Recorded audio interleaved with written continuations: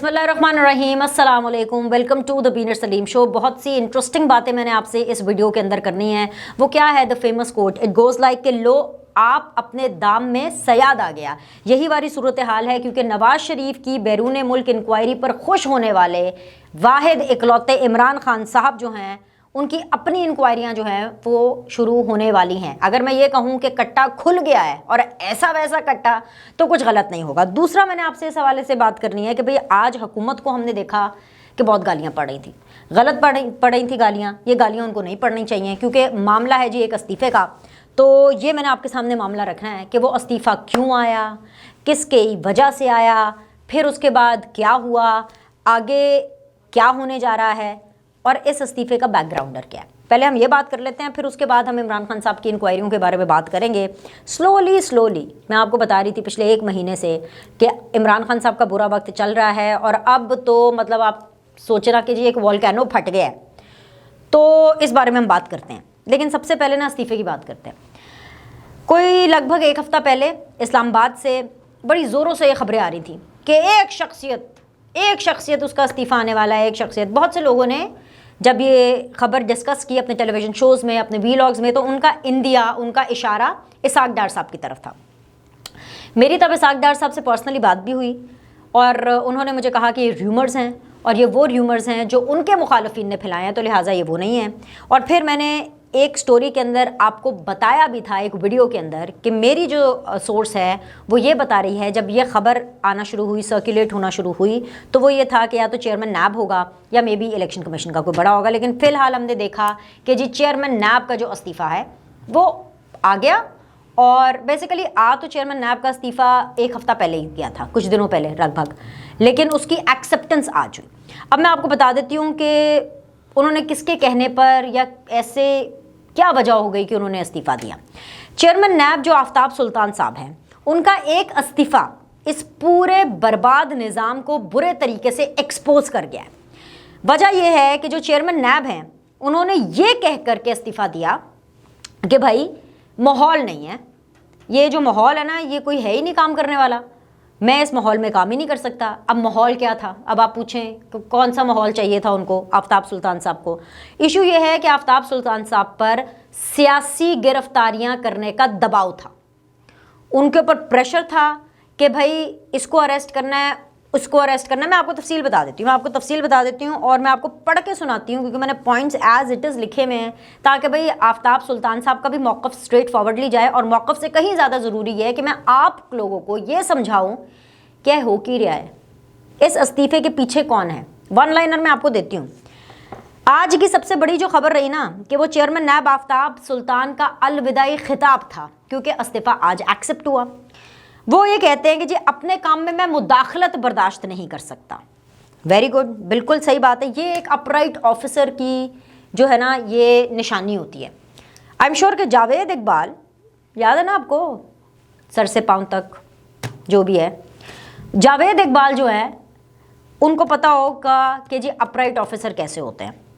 आफ्ताब सुल्तान साहब जब ये कहते हैं कि अपने काम में मुदाखलत बर्दाश्त नहीं कर सकता, बिल्कुल सही कहते हैं। क्यों भाई, क्यों मुदाखलत कोई करे किसी के भी काम में? मैं तो स्कूल ऑफ थॉट में बिलीव करती हूँ कि किसी को भी मुदाखलत नहीं करनी चाहिए। तो इन्होंने ये साबित किया आफ्ताब सुल्तान साहब ने कि ये जावेद इकबाल नहीं है, वो जिनकी एक वीडियो थी, फिर वीडियो के नतीजे में वो ब्लैकमेल हुए, और खैर जी क्या क्या, फिर कुछ नहीं हुआ। कहा गया कि फलां के भाई को छोड़ दो, फलां को पकड़ लो। कहा गया कि उसका एक प्लॉट है, उसे गिरफ्तार करो। दूसरों के खिलाफ केस बनवाने वालों के अरबों रुपए बाहर हैं।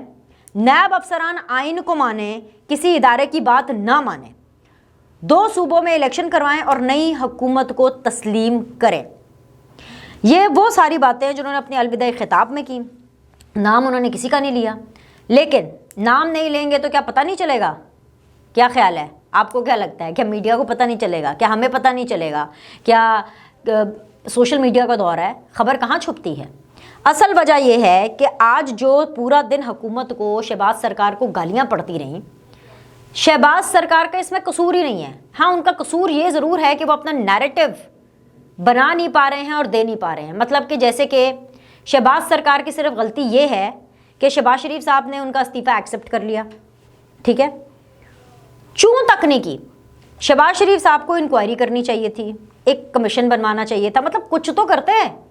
शहबाज शरीफ साहब ने एक डाकिए वाला किरदार अदा किया, एक पपेट वजीर आजम वाला, उनको एक इस्तीफा दिया गया इतने बड़े बड़े एलिगेशंस के साथ, मैं काम नहीं कर सकता, माहौल नहीं है, मेरे पे प्रेशर है, ये है वो है। शहबाज सरकार ने भी कहा कि नहीं नहीं नहीं नहीं भाई, मेरे कंधे, मेरे नातवा कंधे ये इंक्वायरी का बोझ नहीं उठा सकते। ये गलती थी शहबाज शरीफ साहब की। वरना प्रेशर, मैं आपको बता देती हूँ कि प्रेशर शहबाज शरीफ साहब का, ये इस हुकूमत का नहीं था। प्रेशर जो है आफ्ताब सुल्तान पे, चेयरमैन नैब पे, उन्हीं लोगों का था जिनका प्रेशर जावेद इकबाल साहब पर था, जो कि साबिका चेयरमैन नैब हैं। चलें और खुल के आपको बता देती हूँ भाई, उन पर जो दबाव डाला जा रहा था वो हुकूमत की तरफ से नहीं डाला जा रहा था, बल्कि उन पर दबाव कुछ गैर सियासी लोग डाल रहे थे। वो गैर सियासी लोग जो ये चाह रहे थे कि भाई पाकिस्तान तहरीक इंसाफ का बुरा वक्त शुरू हो, और पाकिस्तान तहरीक इंसाफ के बुरे वक्त के बीच में चेयरमैन नैब आफ्ताब सुल्तान का इस्तीफा आ गया। कहानी समझ आ रही है आपको? क्योंकि हर कोई जावेद इकबाल नहीं होता। या फिर आप ये कह लें कि हर एक की किस्मत पीटीआई जैसी या इमरान खान जैसी नहीं होती। जब इमरान खान साहब हुकूमत में थे तो नैब उनके लिए काम करता था। चेयरमैन नैब और जो तैयबा गुल का पूरा मामला है वो आपके सामने है। वो तो मेन स्ट्रीम मीडिया के ऊपर इतना डिस्कस हुआ कि किस तरीके से वो मैनिपुलेट होते रहे, वो ब्लैकमेल होते रहे। इमरान सरकार थी, इमरान खान की जो हुकूमत थी, वो जावेद इकबाल को जो है वो ब्लैकमेल करती रही, और उस ब्लैकमेलिंग के अंदर जावेद इकबाल साहब हर वो काम करते रहे जो इमरान खान साहब उनको कहते थे। अब जब इमरान खान साहब ऑपोजिशन में हैं, एक ऐसी ऑपोजिशन कि भाई मैं तो सिर्फ ये समझती हूँ कि जो जितना रिलीफ इमरान खान साहब को अदालतों से मिल रहा है, जितना रिलीफ इमरान खान साहब को बकौल मरियम नवाज के, फैज़ की, जनरल बाजवा की बाकियात से मिल रहा है, जो सिस्टम में मौजूद हैं, मतलब शरीफ तो सिर्फ ऐसे ही बदनाम थे। नवाज शरीफ हो गए, शहबाज शरीफ हो गए, ये तो ऐसे ही बदनाम थे, उन्होंने तो ऐसे ही अपने माथे के ऊपर बदनामी का टीका लगवाया। ये जो रिलीफ इमरान खान साहब को मिल रहे हैं ये तो कुछ भी नहीं है। वो क्या डायलॉग है, मूछें हो तो नथुलाल जैसी हो वरना ना हो। मैंने मूछों के बारे में नहीं बात करनी किसी के, मैं सिर्फ यहाँ पे ये कहना चाहती हूँ कि पेशी हो और इंसाफ हो तो वैसा हो जैसा इमरान खान के लिए हो रहा है, वरना ना हो, वरना ना हो। लाहौर हाई कोर्ट के अहाते में जलसे भी कराए जाते हैं, तारीख में पहली बार बुलाया भी जाता है तरले मिन्नते करके, फिर उसके बाद रिलीफ भी दिया जाता है और धड़ल्ले से दिया जाता है। लेकिन क्या ये ऐसे ही चलता रहेगा?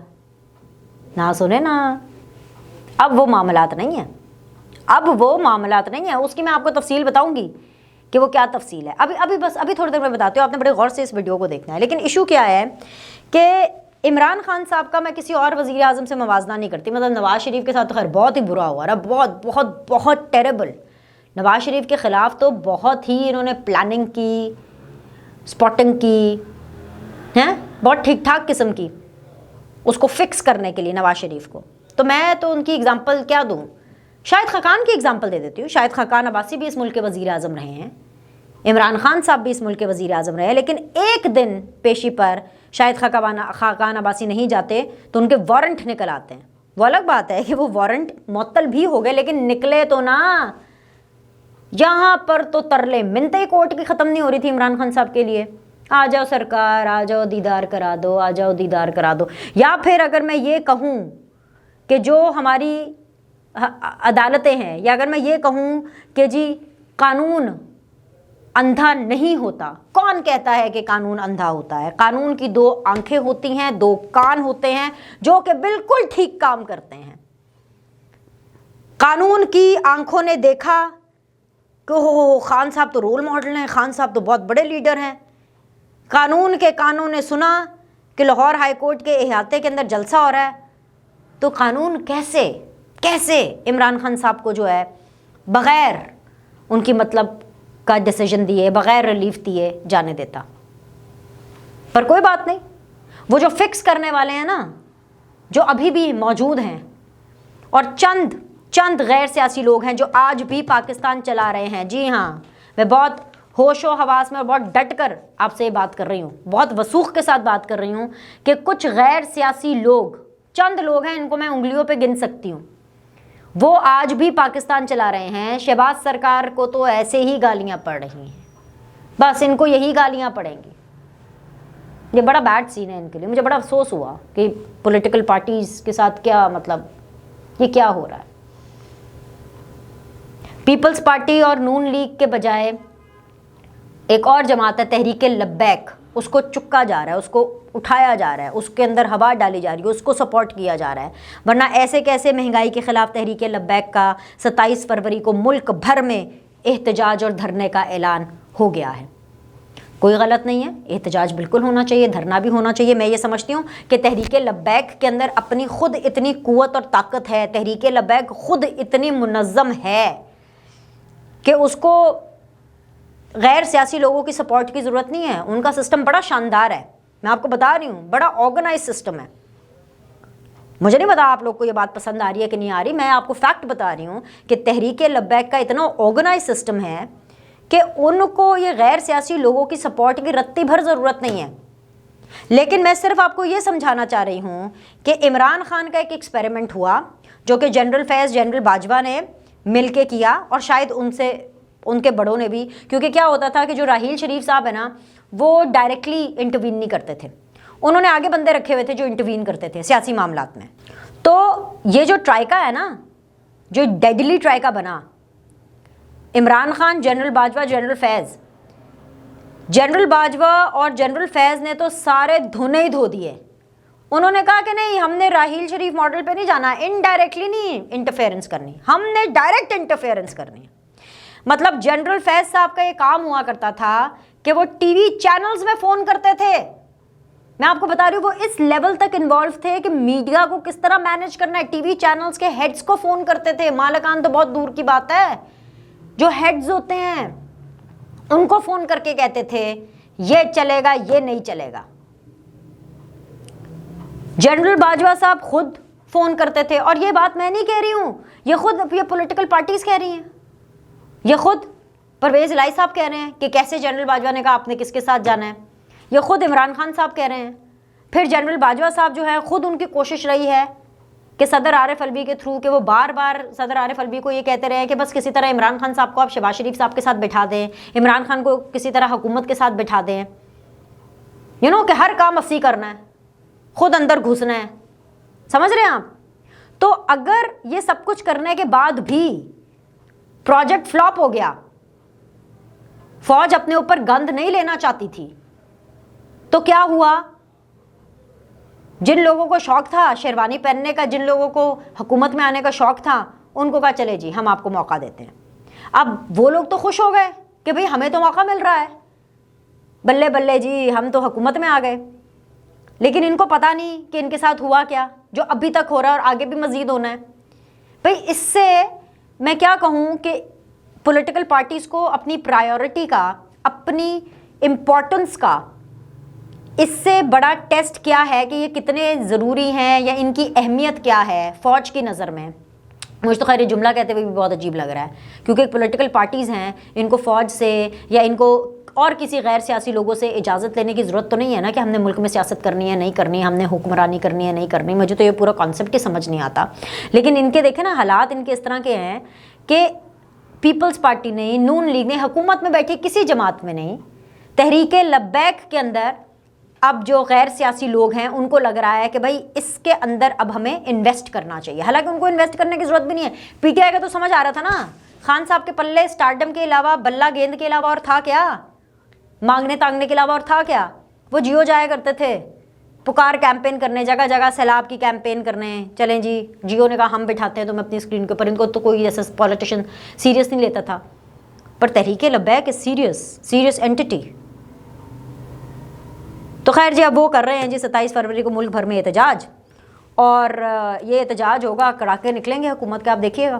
खैर अब जी आ जाएं इस बात पे कि जी मैंने ये क्यों कह रही हूँ कि लो आप अपने दाम में सयाद आ गया। ये मैं इसलिए कह रही हूँ कि हमेशा तो वक्त एक जैसा नहीं रहता ना। अब गैर सियासी जो कुव्वतें हैं वो थोड़ा सा तो इमरान खान को भी फिक्स करना चाहती हैं। चलें, मैं मानती हूँ उतना फिक्स नहीं करना चाहती जितना वो नवाज शरीफ को करना चाहती थी, क्योंकि नवाज शरीफ की ताकत का पैमाना भी बहुत ज़्यादा था। या अगर मैं ये कहूं कि उतना फिक्स नहीं करना चाहती जितना वो बेनज़ीर को करना चाहती थी, क्योंकि बेनज़ीर का मुकाबला तो किसी के साथ भी नहीं है। वो तो एक ऐसी लीडर थी कि उसकी तो इस मुल्क के लोगों को समझ ही नहीं आई, गैर सियासी लोगों को तो बिल्कुल भी समझ नहीं आई, सिर्फ अवाम को समझ आई, अवाम के दिल में बसती थी, आज तक बसती है। या मैं ये कहूँ कि इमरान खान को उतना फिक्स नहीं करना जितना इन्होंने बेनज़ीर को करने की कोशिश की थी, पर फिक्स करना है थोड़ा सा है, हमें थोड़ी सी ज़रा उधेर पुधेर करनी है। तो अब उधेर पुधेर का सिलसिला शुरू हुआ है। वो क्या कहते हैं, अंग्रेज़ी में एक टर्म है डीजा वू, आई डोंट नो, नहीं वैसे अंग्रेज़ी की तो टर्म नहीं है लेकिन एक टर्म है, ठीक है, हम स्कूल कॉलेजेस में सुनते थे डीजा वू, जैसे कि ऐसा पहले हुआ है कहीं कि जिस तरह नवाज शरीफ को फिक्स करना था तब नैब एकदम से एक्टिवेट हुआ, रातों रात पता चला ठक करके नैब एक्टिवेट हो गया, और नैब क्या कर रहा है, नैब तो जा रहा है मुल्क से बाहर, हैं कहाँ जा रहा है नैब, मुल्क से बाहर इंक्वायरी करने के लिए। फिर हमने देखा कि जी वो पनामा के हवाले से मज़ीद चीज़ें आई, पनामा तो पीछे रह गया, अकामा निकला है, पता नहीं क्या क्या निकला। वही चीज़ अब इमरान खान साहब के हवाले से होने वाली है। ये मैं आपको बहुत एक्सक्लूसिव खबर दे रही हूँ कि भाई इंक्वायरी का आगाज़ जो है वो नैब ने कर दिया है, और जो नैब है उसकी एक टीम UAE जा रही है। पूछे क्यों जा रही है UAE? हाँ, शौक का कोई मोल नहीं। ये जो इमरान खान साहब को शौक चढ़ा हुआ था ना तोशा खाना से हर चीज़ घर लेके जाने का, हर चीज़ तोशा खाना भेजो ना, तो सीधा सीधा उठा के बनी गाला भेज दो। और वो जो घड़ियाँ हैं वो जान को आ गई हैं भाई।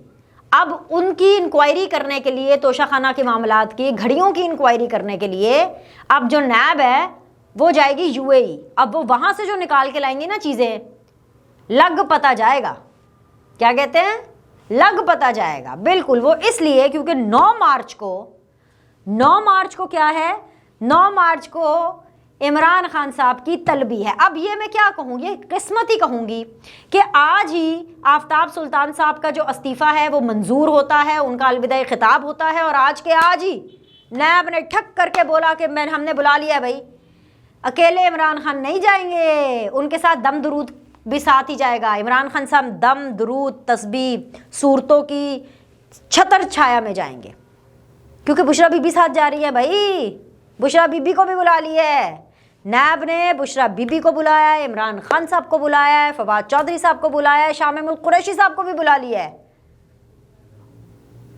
सारे रल मिल के जान गए उथे, तो रल मिल के ही फिर अपनी अपनी कार्रवाइयाँ दसेंगे कि की कीता है सारिया ने। तो ये फिक्स करने के लिए है। ये तो मैंने आपको बता दिया कि खान साहब के साथ क्या होने वाला है। अब खान साहब क्या करने वाले हैं ये मैं आपको बता देती हूँ। अब क्योंकि जाहिर बात है नैब ने उनको बुला लिया है और इमरान खान साहब ने कुछ तो करना है। प्लानर तो बहुत अच्छे हैं। आपने देखा ना कि कल जब लाहौर हाईकोर्ट के हियाते में जलसा करना था तो शाम को आए, वो तो मैंने आपको बताया कि उन्होंने प्लान किया, यार बंदे नहीं आ रहे, चलो बुलाओ, हैशटैग ट्वीट फ़ोन हर एक को, जब बंदे इकट्ठे हो गए तब मैं गाड़ी से बाहर निकलूँगा, ठीक है ना। अब वो प्लान करेंगे। अब ये मैं आपको हतमी बता रही हूँ कि इमरान खान साहब ने क्या करना है। इमरान खान साहब को उनका बयानिया मिल गया है आफ्ताब सुल्तान के इस्तीफ़े की सूरत में, और इमरान खान ने अब उसको रट लेना है और जगह जगह जाके उन्होंने ये करना, और सिर्फ उन्होंने नहीं करना, उनके कीबोर्ड वॉरियर्स ने भी करना है कि देखो यार आफ्ताब सुल्तान जो है ये क्या कर रहा है। और सबसे इंपॉर्टेंट चीज़ ये है कि ये सब कुछ भी एक प्लानिंग के तहत हो रहा है। जब लगता है कि इमरान खान बिल्कुल डूबने लगा है तभी उसको कोई चीज़ दे दी जाती है सिस्टम के अंदर से, सहूलतकारों की तरफ से। मुझे नहीं पता कौन देता है, देते होंगे कोई है चाहने वाले, तो इमरान खान साहब स्टार तो है ना, स्टार तो है ना। तो इससे पहले कि जो स्टार है, जो सितारा है वो मध्यम हुए, मध्यम होने से पहले ही उसको एक नई फूंक दे दी जाती है। और इस दफ़ा जो फूंक है वो चेयरमैन नैब के इस्तीफे की सूरत में आई है, जिसका रट्टा लगा के इमरान खान साहब तोता बन के बोलते जाएंगे, तोता तोता टक टक टक टक टक टक, चेयरमैन नैब के खिलाफ शहबाज शरीफ ये कर रहा था, शहबाज शरीफ। हालांकि इसका हुकूमत से कोई लेना देना नहीं है। जितनी जल्दी आपको ये बात समझ में आ जाएगी उतनी जल्दी आपको पाकिस्तान के हालात भी समझ में आ जाएंगे। लाइक करें, सब्सक्राइब करें। आपसे अगली वीडियो में मिलते हैं, और मैं आपको अगली वीडियो के अंदर ये लाजमी तौर पर बताऊंगी कि परवेज़ इलाही साहब का मुस्तकबिल क्या है। परवेज़ इलाही साहब ने अपने मुस्तकबिल का फैसला कर लिया है, और उनका मुस्तकबिल है PTI के साथ, और इंतखाबात ये डिसाइड हो चुके हैं।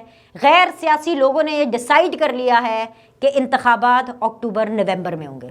अगली वीडियो में इस बारे में बात करते हैं।